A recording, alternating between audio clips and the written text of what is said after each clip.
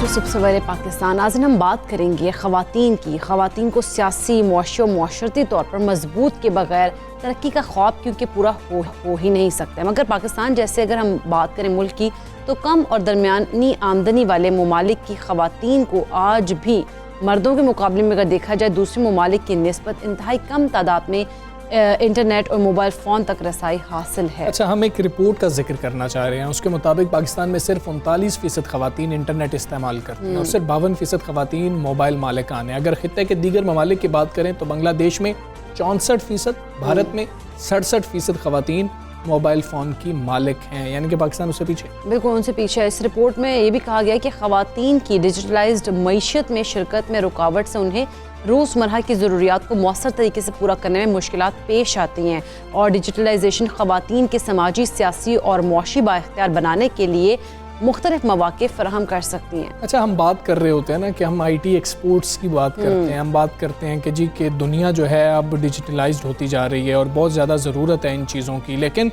जब दूसरी तरफ हम देखते हैं कि हमारे मुल्क की मतलब 52% आबादी जो है वो ख़वातीन पर मुश्तमिल है, लेकिन हम उनको किसी भी मईशत का हिस्सा बनाने के लिए शायद तैयार ही नहीं है। हम मतलब पहले तो आम तौर पर अगर देखा जाए दफातर में काम करना, लेकिन दूसरी चीज़ अब ये बहुत अहम चीज़ है, क्या फ्रीलांसिंग घर से बैठ करनी हो सकती है?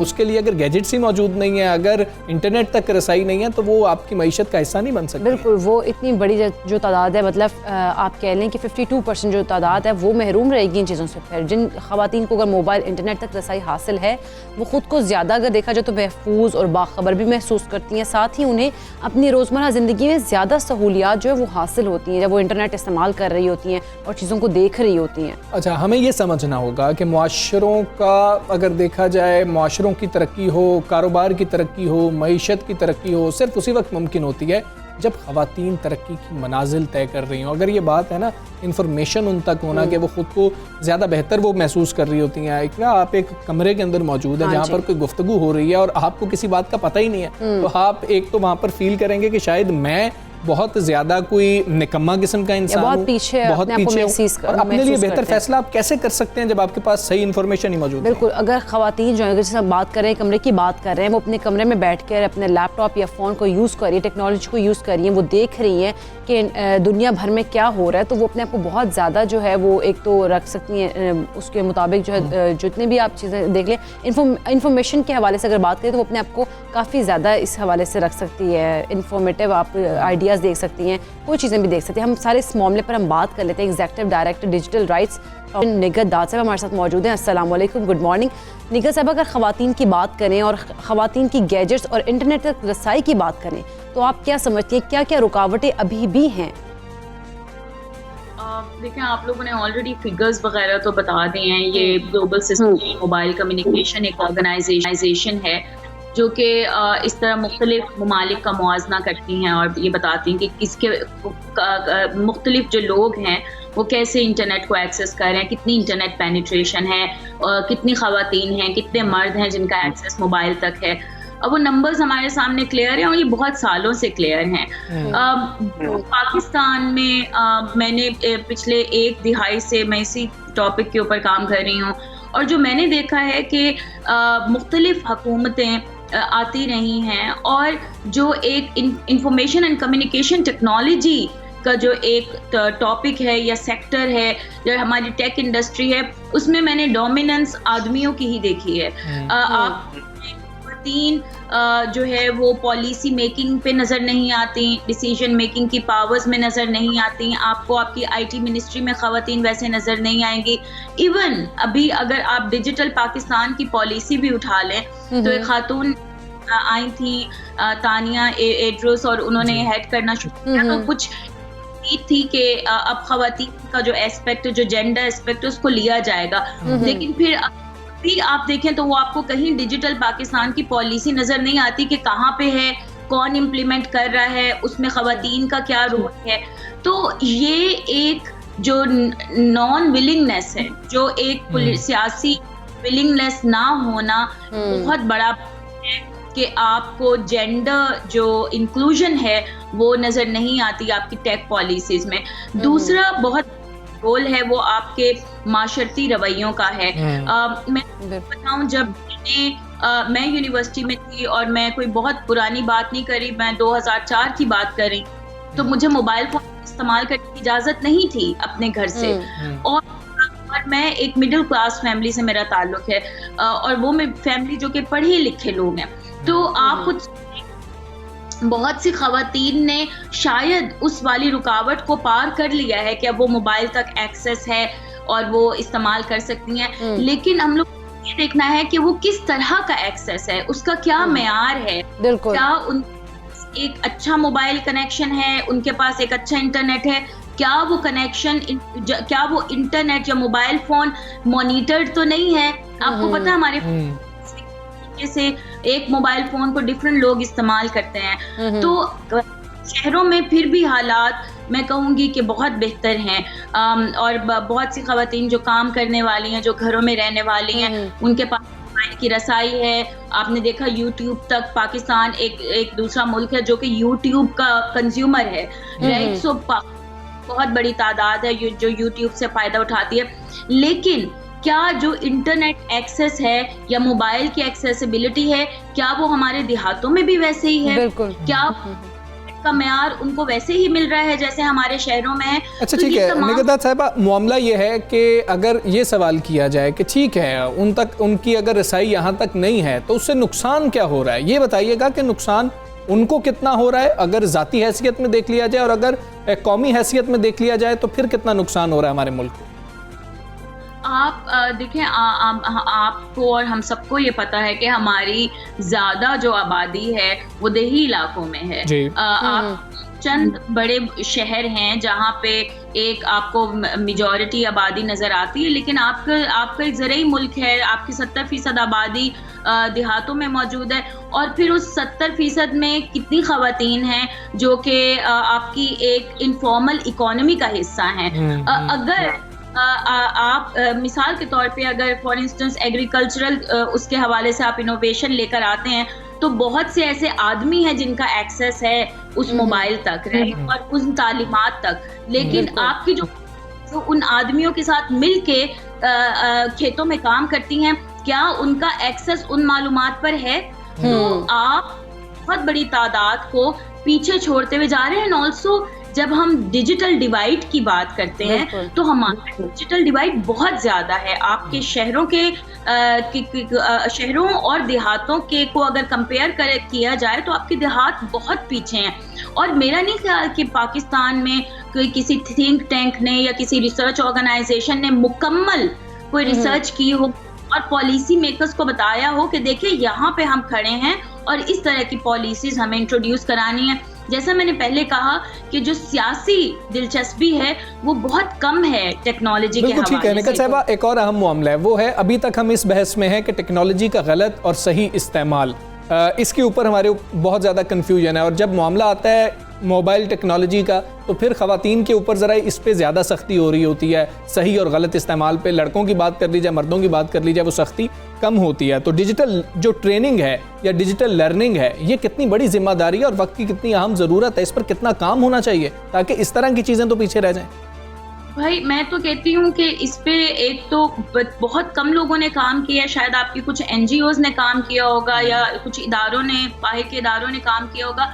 इसको तो आपके निसाब का हिस्सा होना चाहिए कि आप डिजिटल जो टेक्नोलॉजी है वो आपकी ज़िंदगी का इतना अहम हिस्सा बन गया, और ख़ास तौर पे पेंडेमिक के बाद, कि आपके निसाब का हिस्सा होना चाहिए। आपको पता होना चाहिए कि आपके डिजिटल जो एक डिजिटल सिटीज़न किस तरह बना जाता है। जैसे हमें एक सिविक सिटीज़न बनाने की तालीम दी जाती थी हमारी माशरती, और तो डिजिटल सिटीज़न कैसे बना जाता है? देखिए अभी भी ख़वातीन के इंटरनेट के इस्तेमाल के ऊपर एक बहुत बड़ी वजह वो हरासमेंट है जो वो फेस करती हैं। जी बिल्कुल ऐसे। कि जब हरासमेंट फेस करेंगी तो उन्हीं पे इल्जाम आएगा कि तुम इंटरनेट पे क्यों क्या कर रही थी, तुमने क्यों तस्वीर। और ये 1 दिहाई पहले भी यही मामला था और अभी भी हम वही खड़े हैं। जब ख़वातीन हरासा होती हैं ऑनलाइन या ऑफलाइन तो उन्हीं को कहा जाता है कि तुमने कुछ गलत किया होगा। तो ये माशर रवैया जो पहले मैं बात करी थी वही रवैया, और जब तक हम बिल्कुल रवैयों को बदलने की ज़रूरत है। बहुत शुक्रिया निगहत दाद साहिबा, पाकिस्तान से गुफ्तगू कर रही थी। और बात यही है कि अगर हमने डिजिटलाइजेशन की तरफ लेकर आना है तो इसके लिए ट्रेनिंग भी बहुत ज़्यादा ज़रूरी है कि किस तरह से जो है ख़वातीन को इस तरफ लेकर आया जा सकता है। खैर हम आगे बढ़ते हैं। मुल्क के दूसरे इलाकों की तरह अगर गिलगित बल्तिस्तान की बात करें तो वहाँ की ख़वातीन जो हैं वो भी टेक्नोलॉजी की दुनिया में अपना नाम बना रही हैं। देखें कोशिश तो की जा रही है। अगर मतलब अब ये कहें कि उनको टेक्नोलॉजी की समझ नहीं आती है, वो इतनी मतलब कि उधर वो तो ये तो सिर्फ अगर आईटी की खास तौर पर बात कर ली जाए तो ये तो सिर्फ एक मर्दों से रिलेटेड मामला है, तो ऐसा बिल्कुल भी नहीं है। बहुत कोशिश भी कर रही हैं और बड़ा बेहतर काम कर रही हैं। बिल्कुल इसी तरह शीडेव भी एक ऐसा ही प्लेटफॉर्म है जहाँ पर ख़वातीन को इंफॉर्मेशन टेक्नोलॉजी के शोबों में तालीम दी जाती है, फिर उन्हें मुआशी तौर पर खुद मुख्तार भी बनाया जाता है ताकि वो ख़ानदान की आमदन में इजाफे का बाइस बन सकें। इसी हवाले से एक खुसूसी रिपोर्ट तैयार की गई है, आपको वो दिखाते हैं। मेरा नाम फ़ाइज़ा अली है, मेरा ताल्लुक़ गिलगित से है। मैं शीडेव की को-फाउंडर और as a chief technical officer यहाँ काम करती हूँ, और एज ए ट्रेनर भी मैंने यहाँ पे बहुत सारे बच्चों को ट्रेन किया है इन वेब डेवलपमेंट। शीडेव बेसिकली एक प्रॉफिटेबल कंपनी है, ये कोई NGO नहीं है।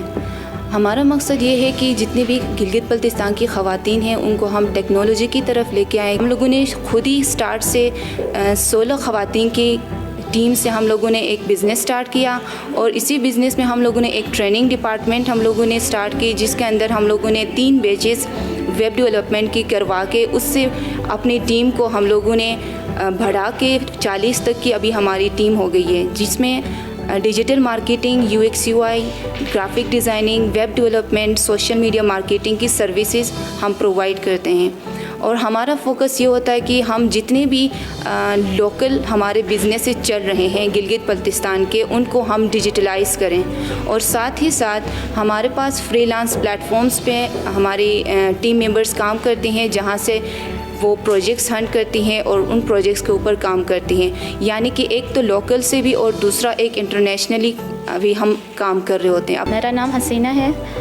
मैंने 15 डेज़ की शीडेव में ट्रेनिंग ली थी। उसके बाद एज अ इंटर्नी मैंने 1 मंथ काम किया। उसके बाद हमें मुझे जॉब ऑफ़र हुई है, और इस टाइम में एक प्रोजेक्ट पे काम भी कर रही हूँ। और शीडेव जो है वो एक ऐसी कंपनी है जो यंग लड़कियों को अपने स्टडीज़ के साथ अर्निंग करने का मौका फ़राहम करती है, और मेरा भी यही था कि मैं अपनी स्टडीज़ को भी कंटिन्यू करूँ और साथ साथ अर्निंग भी करूँ, और ये मौका मुझे शीडेव ने फ़राहम किया। मेरा नाम शाज़िया है और मैं यहाँ पे एज ए वेब डेवलपर काम कर रही हूँ। मैंने सोशल मीडिया पे का एक पोस्ट देखा था ट्रेनिंग के हवाले से, तो वहाँ से मुझे पता चला कि यहाँ पे ट्रेनिंग्स भी हो रही हैं, तो मैंने वो ट्रेनिंग ज्वाइन कर ली और मेरी ट्रेनिंग होगी।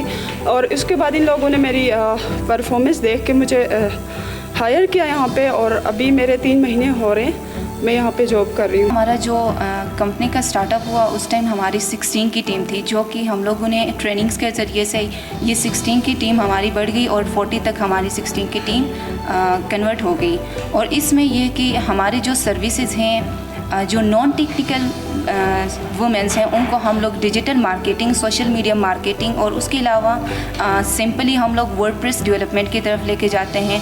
और उसके अलावा जो हमारे पास टेक्निकल वुमेंस हैं उनको हम लाइक कि CS बैकग्राउंड की जो वुमेंस हैं उनका फोकस हमारा ये होता है कि हम उनको ऐप डेवलपमेंट यानी फ्लटर की तरफ और उसके अलावा प्रोग्रामिंग की तरफ लेके जाते हैं। साथ ही साथ UX UI डिज़ाइनिंग और ग्राफिक डिज़ाइनिंग भी हम लोग करवाते हैं और वो सर्विसेज आगे प्रोवाइड करती हैं। मेरा नाम सोबिया है, मैं एज अ ग्राफिक डिज़ाइनर शीडेव में काम करती हूँ और मेरे 6 मंथ हुए शीडेव में।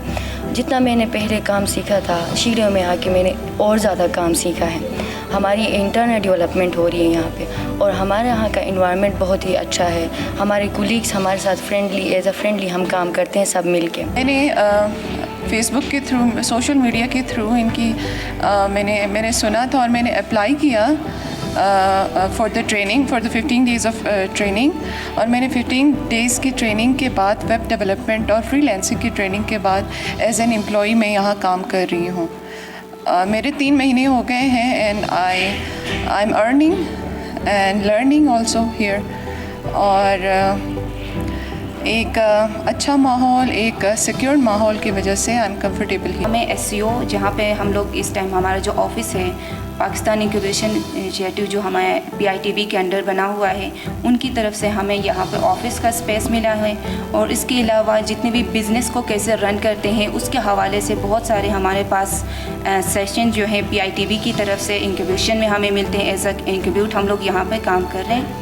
और उसके अलावा हमारी जो सर्विसेज हैं उसमें डिजिटल मार्केटिंग हमारा फोकस रहता है, web development, app development focus रहता है। तो इन सर्विसेज को आगे गवर्नमेंट तक या फिर हमारे जितने भी GB के अंदर बिजनेसेस हो रहे हैं उनको उनके साथ कनेक्ट करने में हमारा गवर्नमेंट ने भी बहुत साथ दिया। और हमारी बात बहुत पहले से हमारी गवर्नमेंट से बात होती आ रही है। और इंशाल्लाह गवर्नमेंट के साथ भी हम लोग इन कोलैबोरेशन रहते हुए हमारी जितनी भी ख़वातीन हैं गिलगित बल्तिस्तान की, उनको हम टेक्नोलॉजी की तरफ आगे लेके जाएंगे, क्योंकि उनका सपोर्ट हमारी सोसाइटी में बहुत ज़रूरी है। महराज आलम की तैयार करदा ये खुसूसी रिपोर्ट आपने देखी है, जो कि एक बेहतरीन रिपोर्ट है। और ख़ास तौर पर हम ख़वातीन के हवाले से देखें तो क्या बात है। आप अगर उनको थोड़ा सा मौका देके तो देखें, मौका दें, माहौल दें, प्लेटफॉर्म दें, तो ख़वातीन जो हैं वो किसी मैदान में भी पीछे नहीं है, किसी से भी कम नहीं है। और इस तरह से अगर हमने डिजिटलाइजेशन की तरफ हमने लेकर आना है तो ये इस तरह से हम माहौल और जो प्लेटफॉर्म प्रोवाइड करेंगे तो ख़वातीन बढ़ चढ़ कर हिस्सा लेंगे और आगे जाएंगे। अच्छा, खैर हमने एक और बड़ा कारनामा सर अंजाम दिया था गुजरांवाला में। हमने 1 मिनट में मतलब कि 50,000 से ज़ायद पौधे लगाकर आलमी रिकॉर्ड बनाया था। और वो ख़बर अभी तक जो है नीचे नहीं गई, मतलब कि वो अभी पर्दे से हटी नहीं थी। लेकिन एक और ख़बर वो आ गई है, वो है कि PHA इंतज़ामिया रिकॉर्ड की खुशी में पौधों को पानी देना ही भूल गई। और नतीजा ये निकला है कि सूरज की तेज़ धूप नन्हे पौधे बर्दाश्त नहीं कर सके और जलकर मुरझा चुके। बिल्कुल, और पानी ना मिलने की वजह से ग्रीन बेल्ट पर लगे बेशतर पौधे जो हैं वो सूख कर ज़मीन पर गिर गए हैं। और अभी तक इस हवाले से इंतज़ामिया की जानिब से कोई रद्द अमल सामने नहीं है। इसी हवाले से हम बात करते हैं। रफ़ीक मोगत मौजूद है। अस्सलाम वालेकुम रफ़ीक, इस वक्त आप बताइएगा, जिस तरह से हम लोगों ने देखा कि आपने रिकॉर्ड की पूरी कवरेज भी की थी, सब आपने हमें बताया था, लेकिन अब क्या सूरत हाल है? कोई इंतज़ामिया की जानिब से मौक़िफ़ आया, क्यों नहीं पानी दिया गया इन पौधों को? पौधे तो जलकर मुरझा गए हैं। वालेकुम अस्सलाम, आपको बहुत बहुत मेरी तरफ से प्यार भरा सलाम। और इंतज़ामिया जो है उन्हें शायद खुशी इतनी ज़्यादा थी कि हमने गिनीज बुक का वर्ल्ड रिकॉर्ड जो है उसमें दर्ज करवा लिया है, गिनीज बुक में दर्ज करवा लिया है। तो शायद अब जो है हमें इन नन्हे पौधों को पानी देने की ज़रूरत नहीं है। लेकिन उन्हें ये सोचना चाहिए था, वो हमारे नन्हे हीरोज़ जो 13,000 से ज़ायद बच्चे थे, उस्ताद थे सरकारी स्कूलों के, PHA का अमला, माली, जिन्होंने तकरीबन 2 हफ्ते दिन रात यहाँ पर काम किया है। बच्चे जो हैं वो सख्त गर्मी में धूप में रेसल करते रहे हैं ये वर्ल्ड रिकॉर्ड लगाने के लिए, पाकिस्तान के लिए रिकॉर्ड नाम करने के लिए। उन्होंने अपनी मेहनत में कोई शक नहीं छोड़ा था, उन्होंने वो अपना कारनामा सर अंजाम दिया है। मगर उसके बाद इन पौधों की देखभाल जो थी ये PHA की जिम्मेदारी थी। मगर इन मासूम नन्हे पौधों को पानी नहीं दिया जा सका, ये बिल्कुल सूख चुके हैं, सूखे जमीन पर गिर चुके हैं। मैं आपको इनके पत्ते दिखाऊं तो आप ये अंदाजा लगा सकते हैं कि किस जो है ये अब सूख चुके हैं। बिल्कुल ये पत्ते जो हैं ये नरम हो चुके हैं, जमीन पे गिर चुके हैं। अगर मेरा कैमरामैन रमजान अली दिखा सके तो ये जमीन पर आप देखेंगे, ये वो पौधे हैं जो नन्हे हाथों से लगाए गए थे और सख्त गर्मी में लगाए गए थे। ये हमारे नन्हे बच्चों ने लगाए थे। आज आप देख सकते हैं रफीक, बहुत शुक्रिया आपका, आप हमें आगाह कर रहे थे। बड़ी अफसोसनाक बात है कि अगर ये पौधे लगाए गए थे तो क्या ये सिर्फ रिकॉर्ड बनाने के लिए लगाए गए थे या फिर इससे हम अपनी फ़ज़ा को बेहतर करना चाहते थे? सोचने की बात है और इस पर मौक़िफ़ आना भी बहुत ज़्यादा ज़रूरी है। हमें इजाज़त दीजिए, अपना बहुत ख्याल रखिए। अल्लाह हाफ़िज़।